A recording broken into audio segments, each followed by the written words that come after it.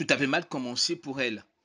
Entre une préparation en demi-teinte, les problèmes de pédophilie dans le milieu du football gabonais, avec à la clé une histoire de primes impayées, personne ne vendait cher la peau des Panthères du Gabon avant leur premier match contre les Comores. Et pourtant, au terme d'une phase de poule aboutie et un huitième de finale perdu au tir au but face à une belle équipe des étalons de Burkina Faso, la tanière semble avoir retrouvé son équilibre. Moi, je me suis efforcé de rester assez linéaire dans mes émotions, c'est-à-dire que bien sûr qu'on a traversé des périodes qui étaient compliquées, mais l'expérience me dit que seul le résultat du terrain compte et que peu importe les problèmes que tu as auparavant et qu'il faille savoir les gérer. Je savais aussi qu'il y avait une forte attente du peuple gabonais et des autorités gabonaises.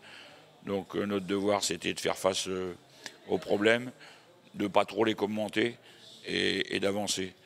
Seul bémol, l'absence du capitaine Pierre-Emerick Aubameyang remis à la disposition de son club pour des raisons de santé. Seulement, 2023, c'est demain. Et pour espérer une qualification pour la prochaine CAN, la sélection nationale aura besoin de tous ses fauves. On sait que 2023, c'est très proche. Les éliminatoires vont commencer au mois de juin, donc il ne faut pas louper non plus cette qualification pour la Côte d'Ivoire. Au mois de mars, il y a une journée FIFA.